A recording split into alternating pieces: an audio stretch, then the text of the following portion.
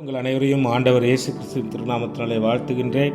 இன்றைய நாளிலே நாம் சிந்திக்கின்ற திருமறை வசனம் யோவான் 8ஆம் அதிகாரம் 12ஆம் வசனம். மறுபடியும் இயேசு ஜனங்களை நோக்கி, நான் உலகிற்கு ஒளியாயிருக்கிறேன், என்னை பின்பற்றுகிறவன் இருளில் நடவாமல் ஜீவ ஒளியை அடைந்திருப்பான் என்கின்ற திருமறை வசனம் நமக்கு மிக தெளிவாக சொல்கின்ற செய்தி.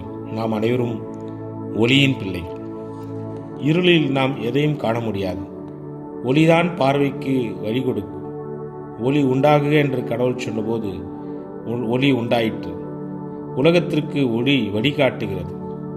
ஆகவே நம்முடைய ஆண்டவராக இயேசு கிறிஸ்து நானே ஒளி என்று பறைசாற்றுகின்றார். இயேசுவை பின்தொடர்கிறவர்கள் ஒரு நாளும் இருளில் நடக்க மாட்டார்கள். இருள் அனைத்து தீமைக்கும் வேறாயிருக்கிறது. உண்மை என்னும் ஒளியில் நாம் நடப்போம். இயேசுவை பற்றி பிடித்துக் கொள்வோம். நாம் எல்லாம் இருளில் அல்ல, ஒளியில் இருக்கிறோம்.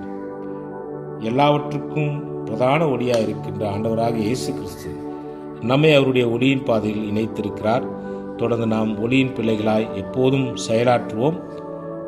நம்முடைய ஞாயிற்றுக்கிழமை காலை நடைபெறுகின்ற குருத்தோலை பவனியிலே குடும்பமாக அனைவரும் இணைந்து பவனியிலே பங்கேற்று ஆண்டவருடைய நாமத்திற்கு நாம் மகிமையை உண்டாக்குவோம்.